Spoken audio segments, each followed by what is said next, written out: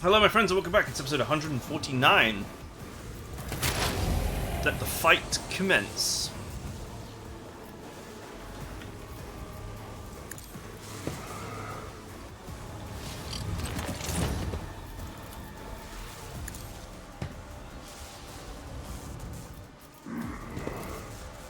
I'll see to On the it grounds that personally. this might be a very dangerous battle, I am going to actually play with some thought and care.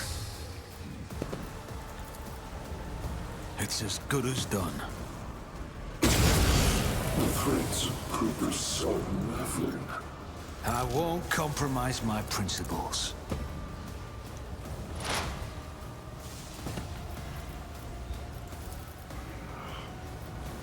I'll see to it personally.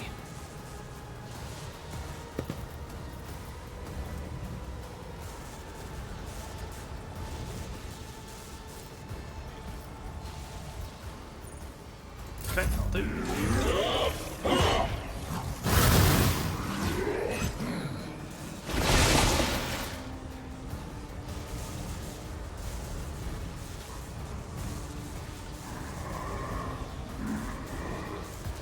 Eroding shard copy.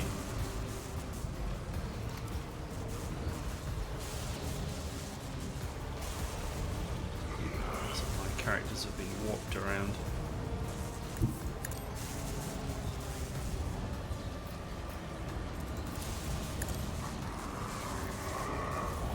How about no? Get ready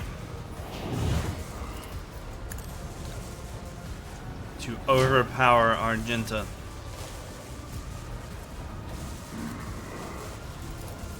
You've got a problem? I've got a prize. Guided by faith. Use the move ability. I can do that with the And the right order ability. incentive. I feel like getting kills is going to be hard, so this is the weapon I probably want to use. As the Emperor commands, I act. To you, my Emperor! This is why I return! Alright, that was pretty solid. I'll do it. I'm amended. In thy Steady light superiority. I stand, and thy light I pray.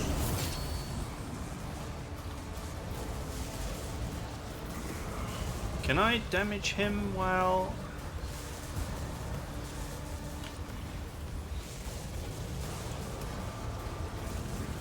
I'm going to presume that while the shard copies are around, the main body is probably like not damageable or barely damageable.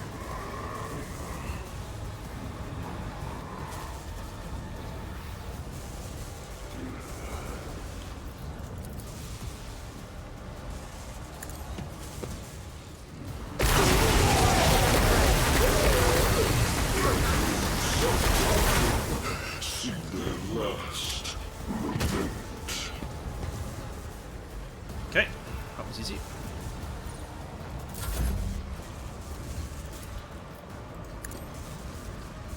Die, Hidari. Remember, Opponents cannot damage a star.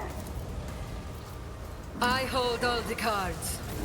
It shall be your finest hour.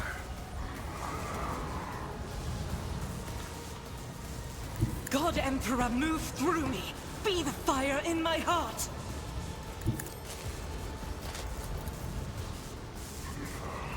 Doubt is for the weak. Here's my Emperor. This is what I return. To you, the Emperor's judgment. This is why I return. To you, my Emperor. Wow, that definitely hurt. As the Emperor commands, I act.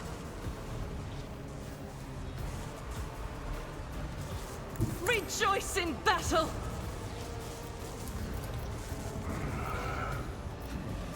Alright, she's got a clean shot. Faith without deeds is work.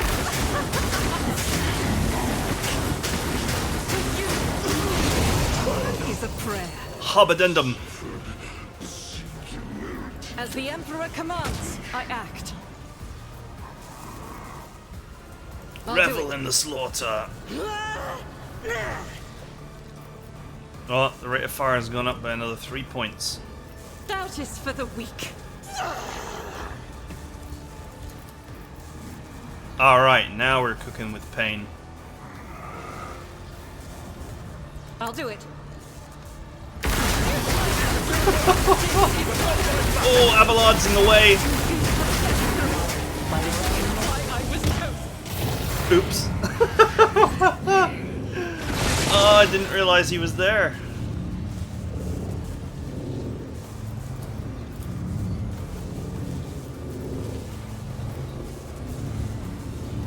Faith without deeds is worthless. Sorry, Abelard. The Emperor's judgment.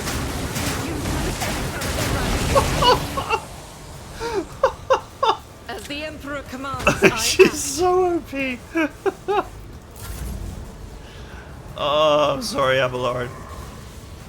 Oh man, she injured him so gratuitously.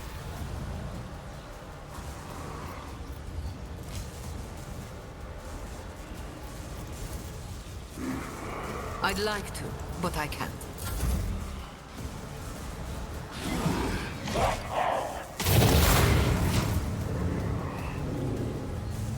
Oh, she's back.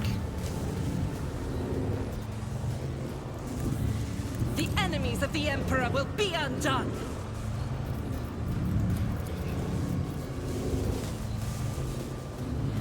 Doubt is for the weak. This is why I was chosen.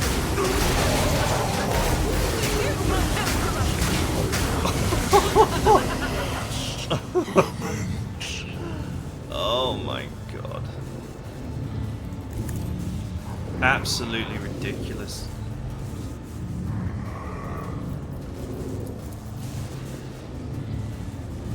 I'll do it.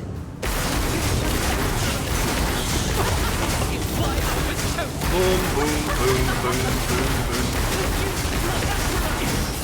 A fleeting moment of integrity. As the Emperor commands, I act. Matter shots.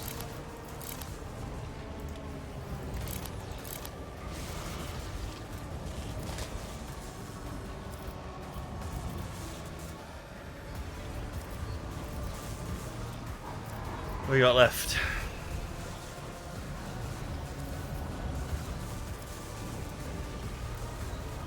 Faith without deeds is worthless. What I can do is I can Doubt put is these for the two on. weak. See if they cling to next turn. Pain cleanses the body. I move swiftly to strike.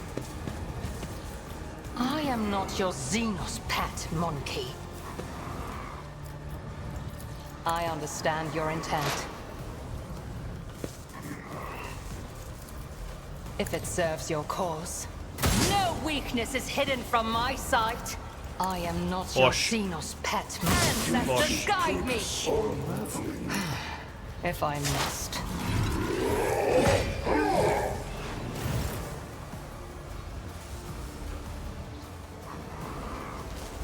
It's a shame Abelard went down because his like stat munching would have been quite useful here, but anyway.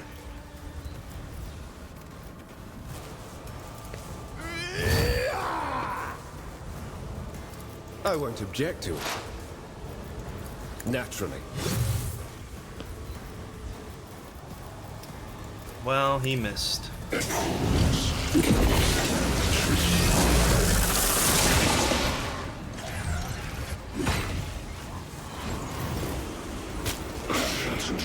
I won't go down easy.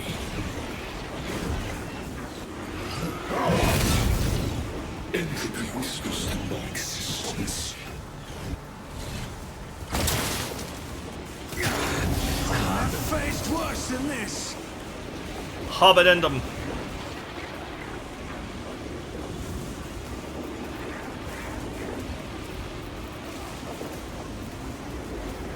Oh, 2% chance to hit, but look at the damage. I would gibletize that guy.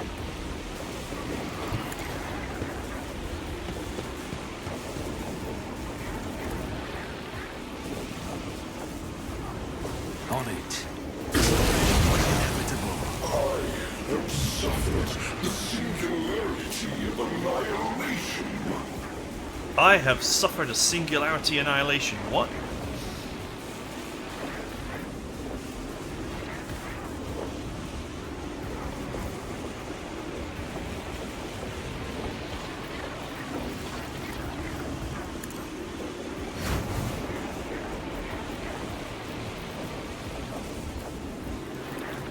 Where's Jay? Over there. I don't need luck. I have strategy. I won't stand for it. I don't know, I'll take and hold that territory. I'll do.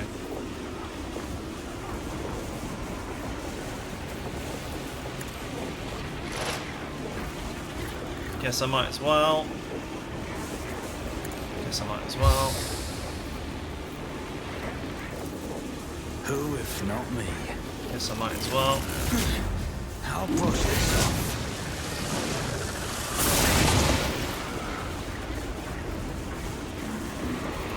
Don't get too cocky.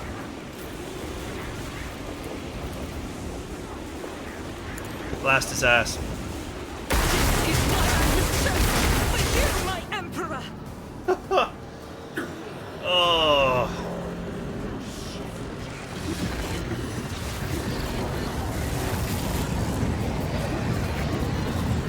Argenta, so OP. Like how Cassia used to be. I will endure.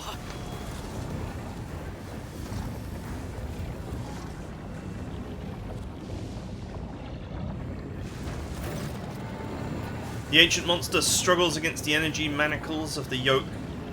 Its impossible powers that make reality itself burst at the seams are now being forced into a compact dungeon, quark by quark, returning it to a cruel and painful non-existence in the moment. It could struggle harder, but something is hindering it. You are the cause of these hindrances. Only now does the Satan Shard turn its focus to you, for the battle was nothing more than a reflexive resistance of an alien mind absorbed in a completely different range of thoughts and responses.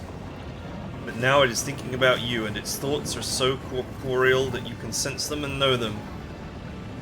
It seeks an end to the confrontation. It is capable of resolving it in a way that would benefit all.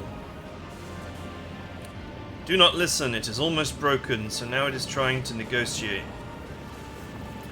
It seems like the same intrusive thoughts have appeared in Calcazar's mind as well. Nevertheless, his resolute voice overpowers even the violent roar of the yoke.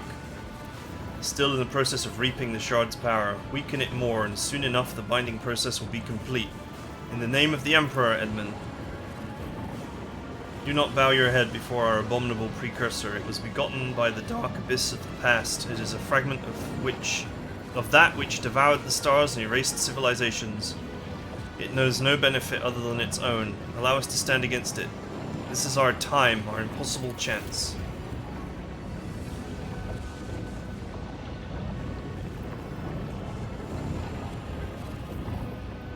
Oh, Theodora has appeared. Yet another layer of reality cracks and a figure appears before you. Her. After giving you a probing and appraising look, Theodora permits herself a slight smile.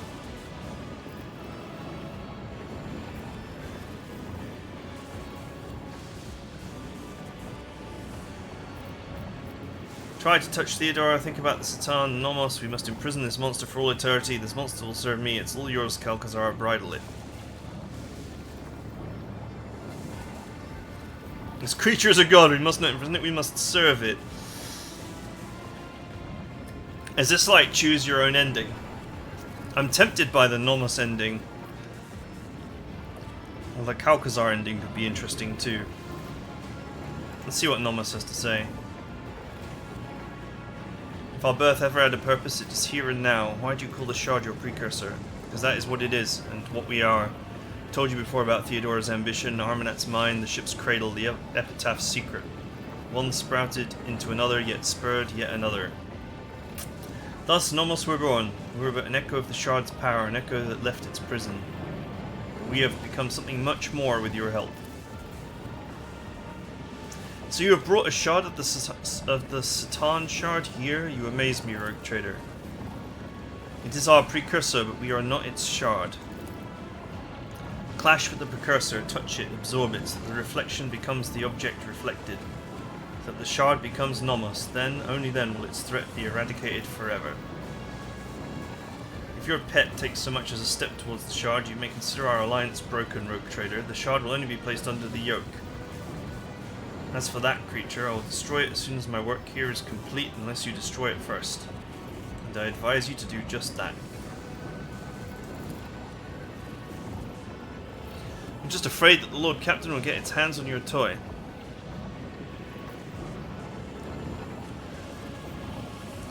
Do you think you can do this, Nomos, and what will happen afterwards? We stand at the threshold of probabilities and outside the bounds of the predictable. It is beyond possible to know whether we can or cannot, but we believe that we can, and it is what drives us to try. And if we succeed, we will obtain power beyond compare. We will become a shield against any threat, in whatever form it may manifest itself. I am losing patience, rogue trader.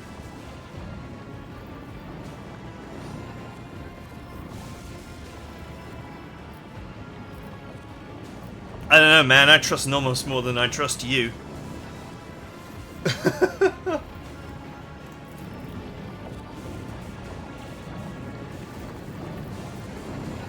can sense the shard's reaction, observation, analysis, and almost intangible anxiety. I wonder, can I actually save now? I think you can save inside of dialogues. No. Maybe I should have saved at the end of the battle.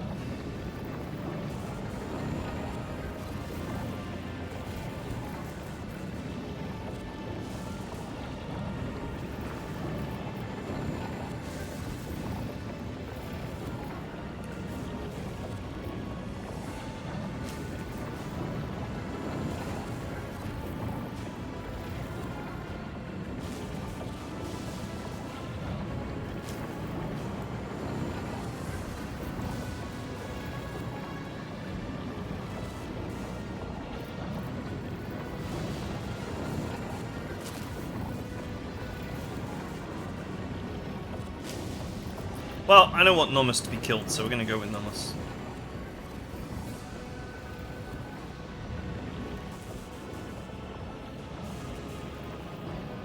Give you one last chance to correct your mistake and destroy the monster, or else I will do it myself.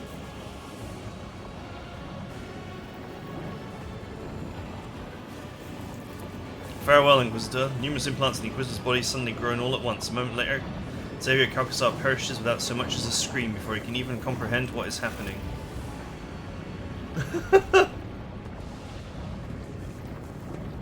He still seems to be sort of standing there.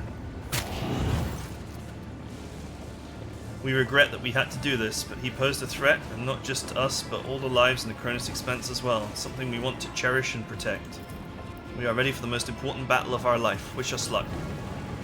Nomos steps towards the shard and the whole world explodes into a terrifying whirlwind. You can hear the colours and see the touches. Ice burns your hand while fire leaves you freezing, and in the midst of this madness you can clearly sense a battle raging, a clash of two beings, one endlessly ancient and the other endlessly young.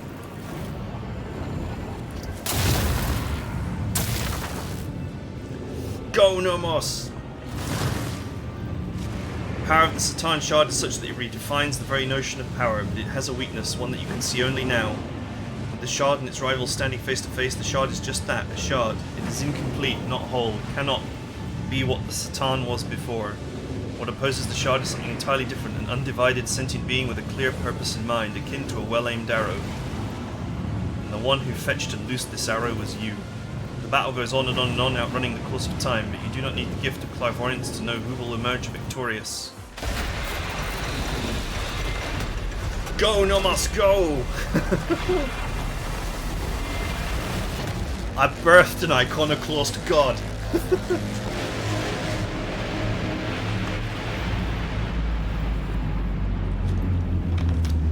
Of course, this could all go horribly wrong.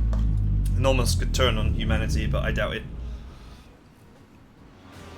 The Satan shard was transmuted into a new form, and their name was Nomos.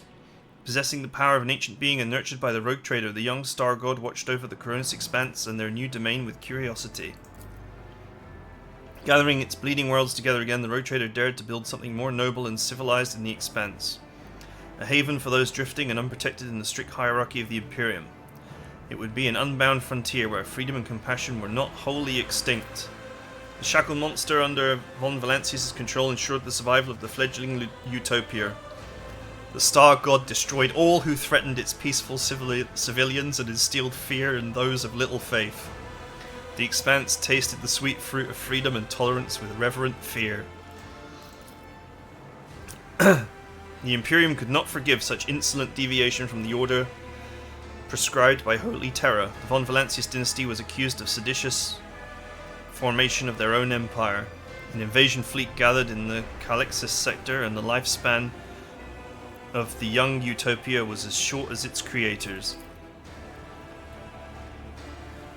Protecting the young kingdom of freedom, Nomos created dimensional barriers that cut the Coronis Expanse off from the Imperium more soundly than the Great Rift. The humanity of the Expanse was left in isolation, relying only on themselves. They either had to build something new and different from the Imperium, or fall to the horrors lurking in the darkness. The ideals that TheEdmon von Valancius was committed to were alien to the Imperium, but close to the hearts of many in the Expanse. Anyone who could not resolve a dispute or who was denied justice rushed to the palace of the rogue trader in search of mercy. Having learned the bitter lesson on footfall, Incendia Claudia let go of her fanatical zeal. Relinquishing the reins of power, she secluded herself on a cloister world. The time of purges has passed, and with it the time of law and order. In the power vacuum that followed, the dark legacy of the abominable Aspris reared its ugly head, and Essentra's dominion gradually devolved into a nest of criminals and pirates. Resisting the temptations that besieged him, Caligos Winterscale returned to his domain and began to piece together the shattered remains of his protectorate. Until his dying day, his actions and thoughts were dedicated to saving abandoned worlds and protecting survivors. Alas, he was not able to achieve much in the time that he was allotted. He breathed his last breath on the same throne that he refused to leave for decades, adamantly refusing augmetics that would restore mobility and power to his legs. Cult of St. Drusius continued to what is this word? Indefatigable. This is another word that's been stolen out of the Old English Dictionary. Struggle to spread the faith around the Expanse and expose the vile transgressions of the authorities. The stronger and wealthier a planet was, the less its rulers wanted to see the black-clad preachers. Riots and assassinations pushed the cult to the place where it felt most confident, the frontier. After the death of Reverend Hieronymus Doloroso, a man called Chaplain took over the leadership of the Jerusian mission. He hid his names but not his crimes or his piratical past. With the resolve of an experienced voidfarer, he steered the cult and even led his fellow believers on military expeditions against brigands, enforcing order and converting depraved captives to the faith. In the following years, the Cognizance fleet slowly and deliberately left the explored systems of the Expanse for the furthest remote regions. Observation stations and claimed worlds were abandoned, and even Euphrates II became derelict. Statistical divination warned of the fleet's conclave, the grim events awaiting the Expanse, and they decided to deliver their fellows from the coming storm. Yet they did not share the truth with the lay people. The schism of discontinuing the cycle was over. The repentance of Pascal Horneman put a stop to the discussion about whether to update the algorithms and procedures of worship. The secret of Eschaltos was declared heresy against the Deus Mechanicus and forgotten. The Cognizance fleet was reunited and ready to meet the decay and degradation of knowledge prophesied by Archmagos Armanet. Magos Dominus Opticon 22 was sent to the forward scouting squadron by the Fleet Conclave. The reason for this was the discovery of the support he secretly stored in his computing blocks for the discontinuing the cycle. His ship disappeared without trace in a research raid. Profitable deals made between the Fellowship of the Void and the von Valancius dynasty helped them subdue smaller brigands of squadrons in the sector. Many worlds and stations saw the opening of a Fellowship den, in which grotesquely sincere pirate representatives took kickbacks from traders in exchange for safe passage. Naturally, the servants of the von Valancius dynasty and people under the rogue traders' protection were safe from the Fellowship of the Void's attacks. Mostly. Okay, it's the same thing again. First command that Rizzo issued to her after a miraculous rescue on footfall and complete extermination of all worshippers of the dark gods among the Fellowship of the Void, the old pirate wanted to find another way for her people to survive. The former renegades had hoped to live by the law, working as mercenaries and traders. When it seemed that they were finally on the path to a peaceful life, the Imperial Navy conducted a flash raid and destroyed all their ships. Those who survived the bloodbath were publicly hanged. Damn.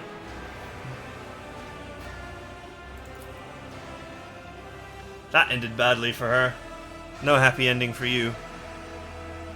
Violence throughout the Expanse put many on their guard, and as a result, Caspelia Mission's business declined. Soon rumors surfaced among the coal traders about a so-called commission that had made it through the moor and into the Expanse. Its professed purpose was to audit the assets and take measures to restructure operations. These words carried with them an ominous threat. Vladium Tokara, as Legion Football, survived 14 assassination attempts and thwarted no less than 2,000 schemers before a shot finally took his life. The esteemed Liege's funeral was held in great secrecy, with only his closest entourage being permitted to view his corpse, which spawned some particular rumours. The Imperial Navy was wary of the rise of von Valancius. They saw themselves as dogs guarding the flock of the Emperor's subjects. And there was a new master of the pack, therefore the dynasty was watched with utmost diligence, and the admirals feared that one day they would have to go to war against the rogue trader.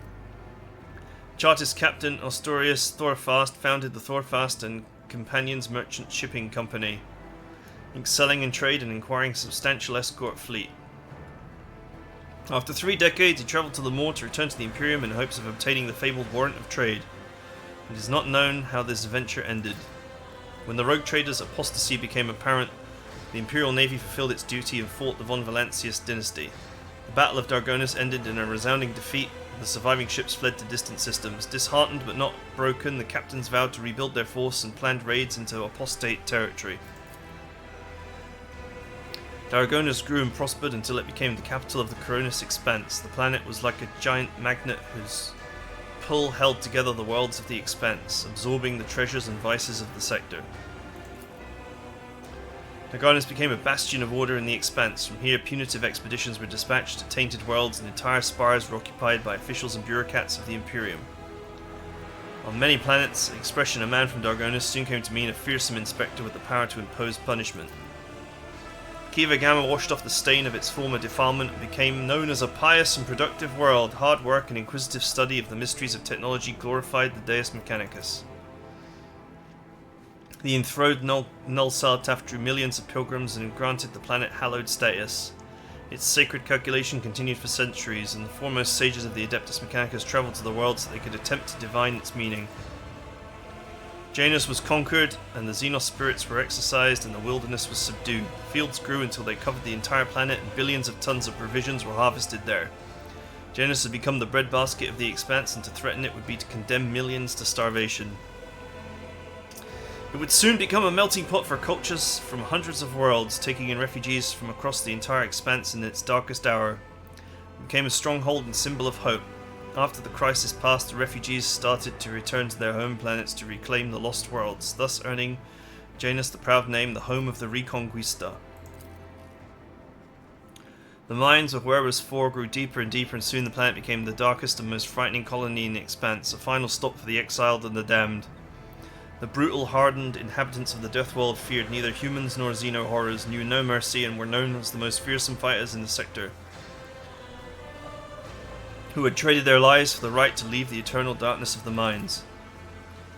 Guarded, luxurious palaces were built under the climate domes, shrouded by clouds of poison. They housed so many powerful blackguards, persecuted aristocrats, and wealthy scoundrels that Werbus IV became an unimaginable political influence. Such grand and sinister deeds were done there that before long the grim Death World was spoken of as the new political centre of the Expanse. No longer secluded and forlorn, Foulstone turned into the spiritual centre of the Expanse. Clad in golden power, rulers went there to be anointed for greatness, criminals for penance, and the righteous for encouragement, and there was no end to them in sight. Converted into a comet shrine, Foulstone's moon spread the word of St. Cognitus throughout the Expanse, protecting worlds from attacks by the enemies of humanity. Its servants asked for neither money nor power, but only the relics left by their blessed patron. The wise handed them over with reverence, while the haughty learned how heavy the hammer of foul stone was. How heavy the hammer of foul stone was. With the fall of their unholy patron on the edge of daybreak, the cult of the Final Dawn perished as well. Every cell of the cult was hunted down and eliminated. The rumours that some worshippers of the ruinous powers had managed to get away hiding the writings of their warp-banished lord under their robes were baseless. Left without a mission or a leader, the word-bearers retreated to the depths of the Immaterium. Their last act of vengeance was a bloody assault on Footfall. The populace of several asteroids was exterminated or enslaved, and the statue of the God Emperor was badly damaged. After recovering from Cordia's regime, Footfall reclaimed its status as a trading hub of the Expanse, having learned a bitter lesson.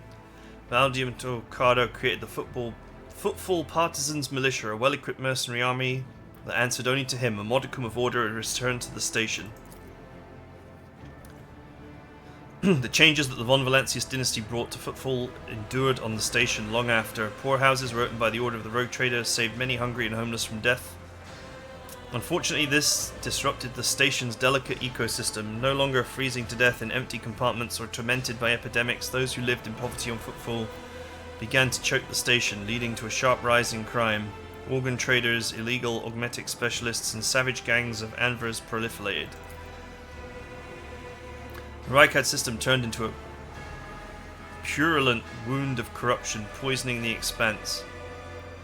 The surreal energies of the yearning warp legion held its planets together even in the absence of gravitational pull of the star, defying the very laws of existence.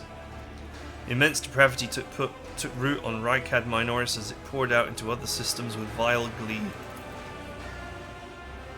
The people of Rykad Minoris, saved by the Rogue Trader, eventually found a new home. The colony of New Rykad was founded at the edge of the Von Valancius Demesine.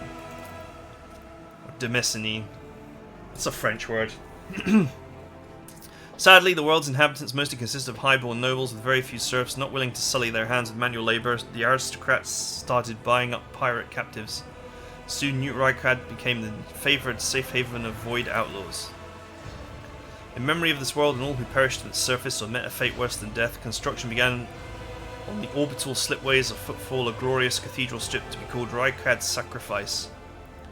The miraculous fusion reactor powered its engines and cannons, fueling them with the fierce power of the motive force.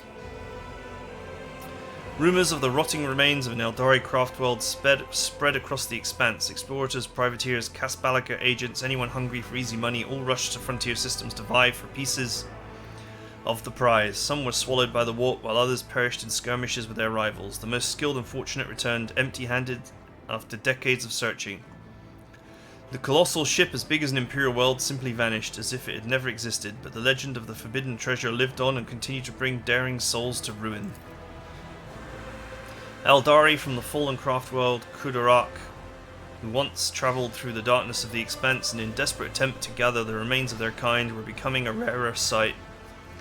Even the most skillful Kasbalika agents and audacious bounty hunters with knowledge of Xenos settlements on the edges of the Expanse could no longer find their trail.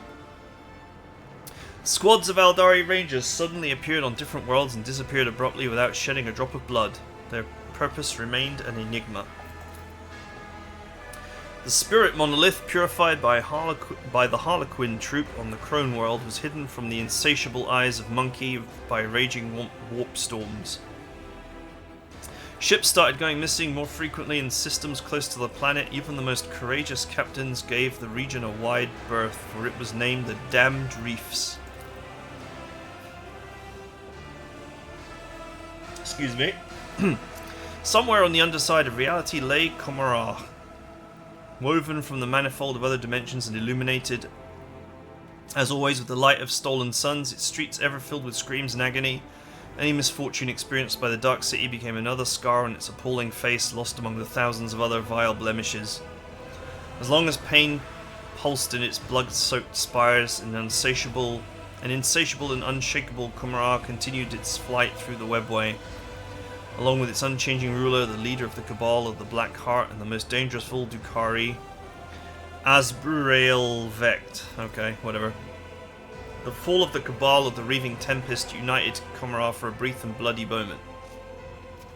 The elites of the Dark City sent their squabbles aside and found a new game in tearing apart the domain of Archon Yamaris. The fate of the reaving tempest reminded other cabals that nothing lasts forever in the Dark City save for the city itself. Leaving the Necron systems behind, the Star God vengefully obliterated every tomb world of the ancient Xenos race. The old hatred of the Satan, betrayed by their deathless servants, whispered inside him.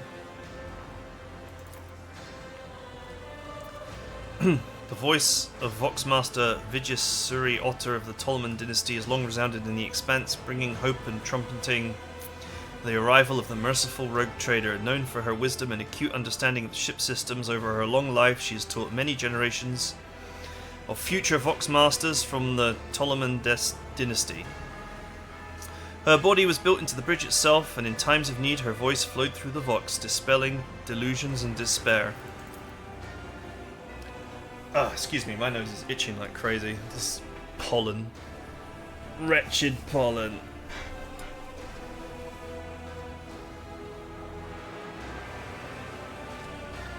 Okay, after years of dedicated service, Master Helmsman Ravor was granted, despite his objections, the privilege of rest.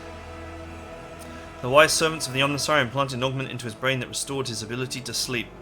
Soon afterwards, something unprecedented happened aboard the ship. Master Helmsman overslept and missed the start of his watch. But his temper did become much more agreeable from then on. Many years later, High Factorio and generous Danrock sought permission to retire. He said that age had softened his heart and that a more worthy, young and assertive successor should take over his position. There was no shortage of candidates. Under all that fat, Danrock had a sentimental heart. He spared nothing for the orphans of those who have died serving the rogue trader. Children were given an excellent education and were eager to serve the von Valancius dynasty. Morben Dive Stem cared more about preserving the influence of his line than the well-being of the Protectorate. His blind ambition lost him the governor's seat and the respect of his family. Within a few generations, one of the largest houses of Dargonis had become an obscure family of petty aristocrats. Tyrania Gaprak missed the moment when her family, which had been previously functioned like a well-oiled machine, started to fall apart. Ransacked by infighting, among her distant relatives, many blamed Tyrania for the Kivar Gamma disaster. Soon the Gaprak family splintered into warring factions and spent centuries locked in violent struggle, only occasionally punctuated by futile attempts to reunite the house. Macarius Swarbeck was loyal to the rogue trader to the last, despite all rumours to the contrary. Finding little affection among his subjects or his family, he stayed true to himself, remaining a forthright, severe and pious person.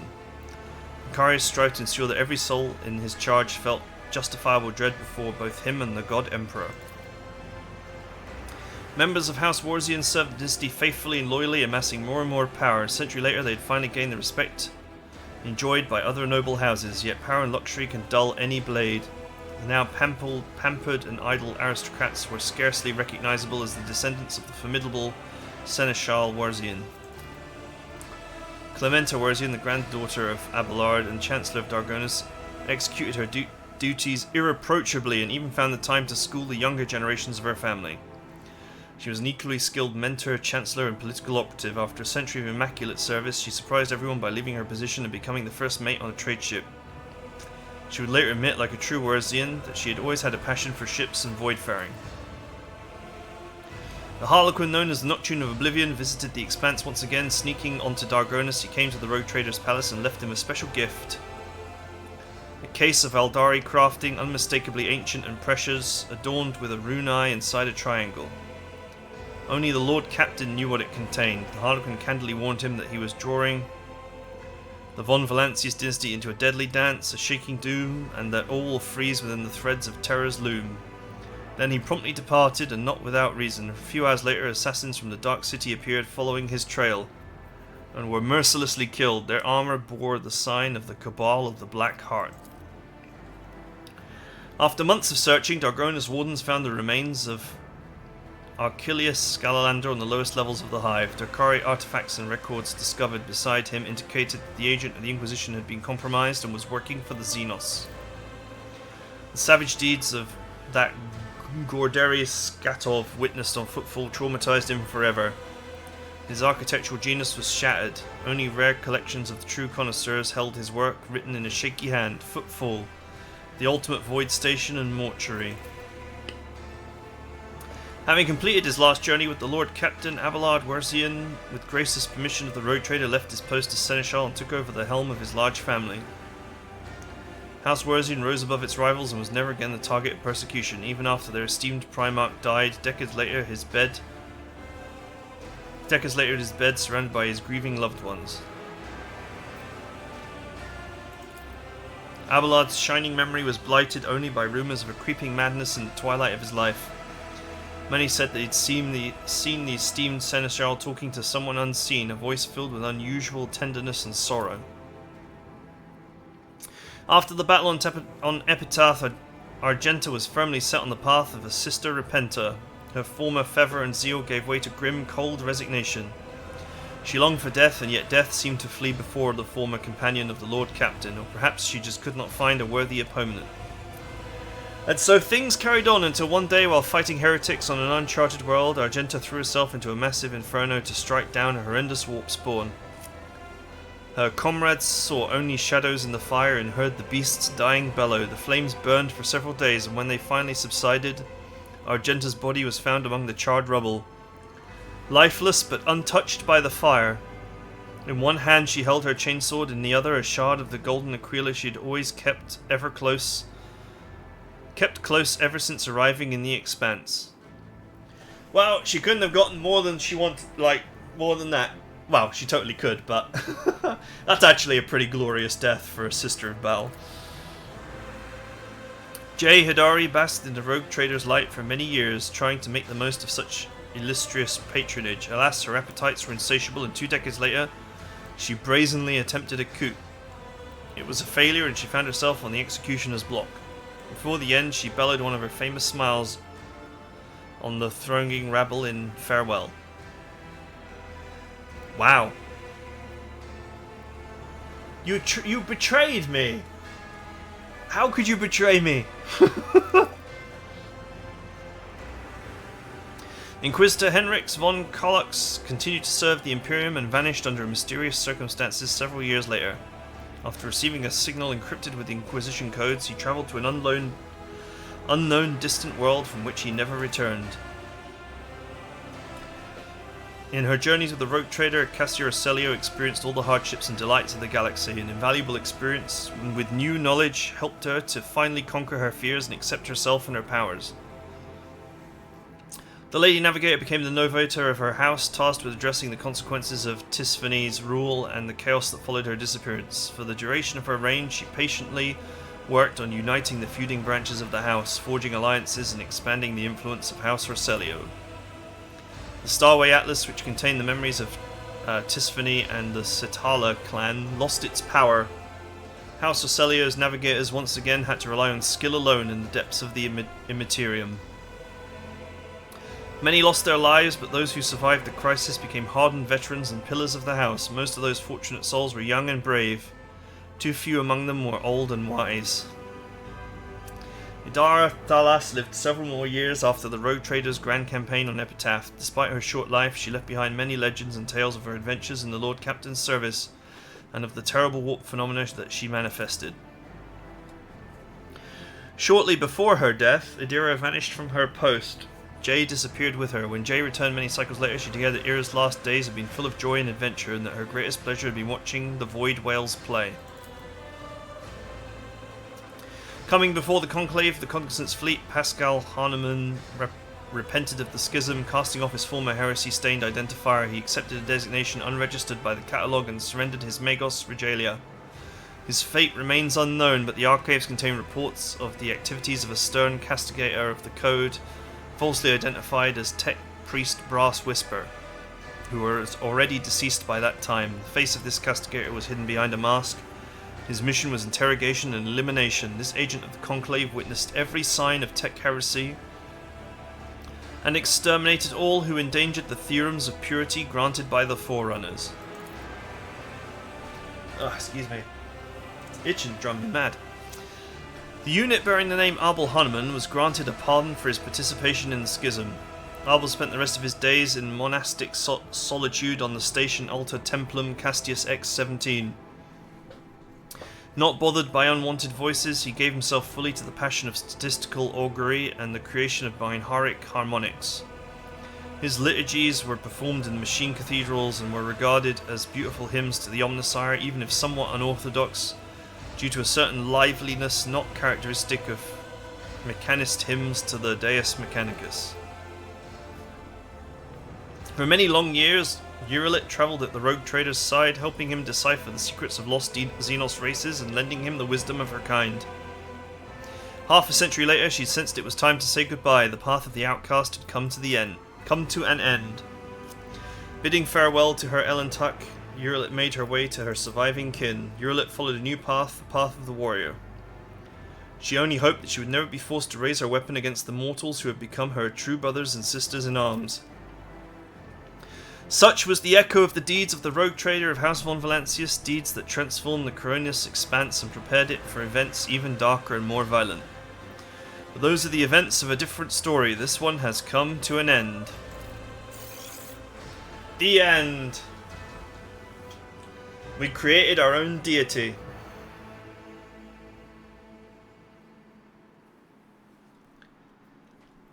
Okay. I don't know, man. Like,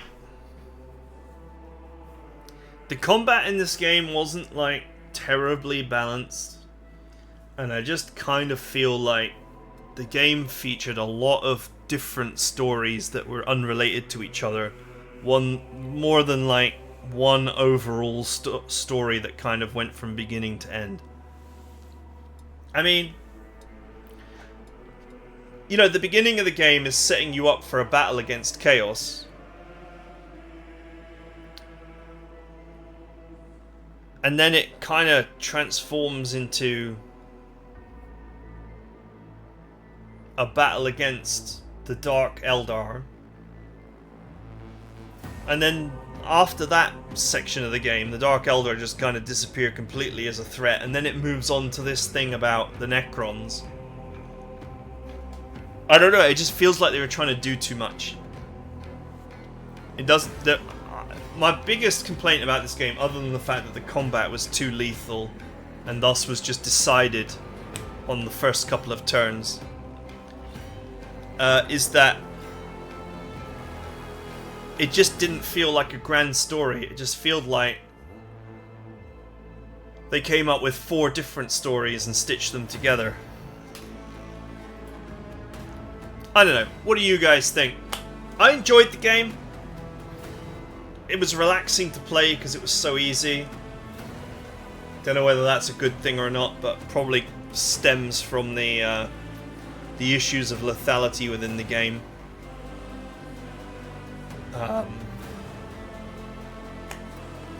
Yeah, I mean, I don't know.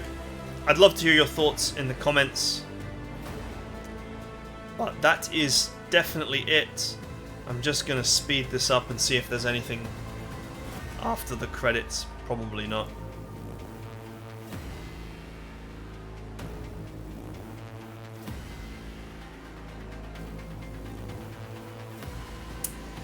Probably not. You got things as well, like the leveling system wasn't really that exciting because there wasn't like a huge amount of choice. If you were melee only, there were only really, you know, so many skills you could choose. Likewise, if you were ranged only, there was only so many things that were actually good. So by the time you hit like level 30, you were just choosing the dregs of choices out the skill tree because there was nothing you really wanted.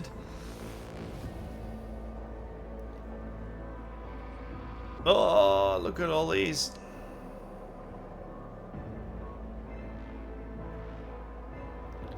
Don't tell me they listed like everyone who backed the game or something like that. It must have taken someone weeks just to type all this out. Alright, we finally got past A.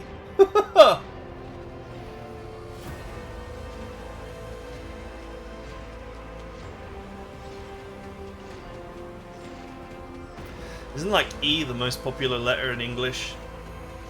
We could be here for some time.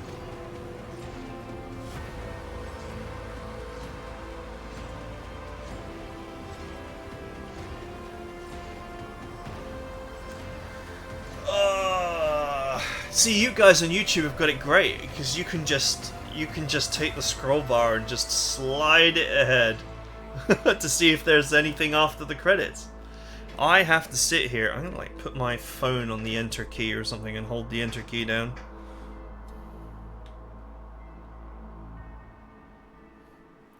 Nope, that's not gonna work. I need something heavy but with a point.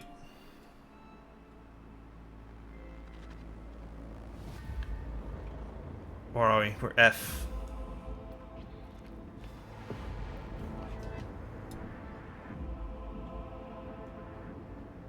There we go.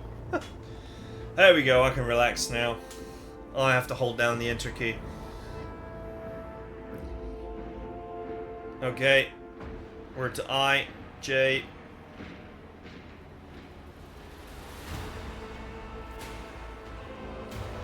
Then K. And then that strangest of letter in the English alphabet, L-M-N-O-P.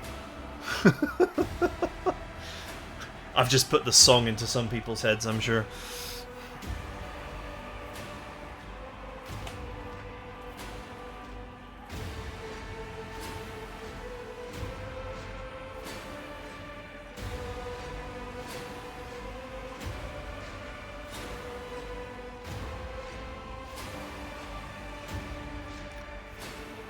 Wow, some people, like, typed a novel into the name field, it would seem.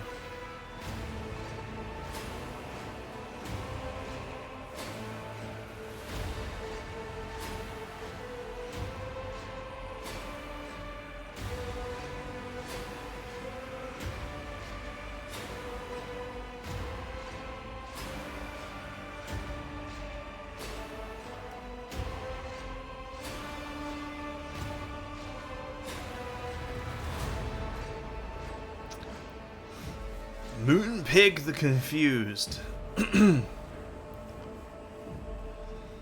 There's a name.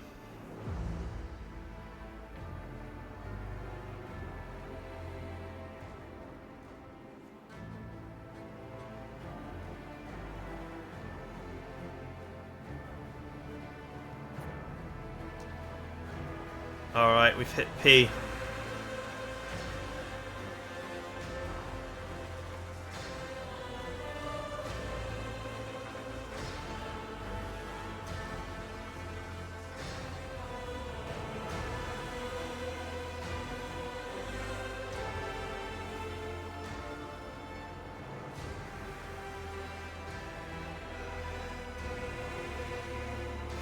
There was one there that was like secret.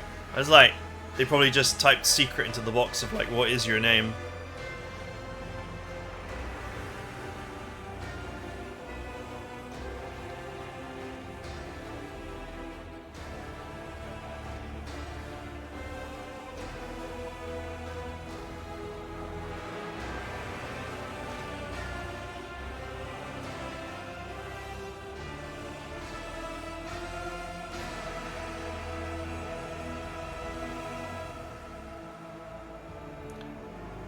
W, X, Y, and Z. Lots of Zacharys.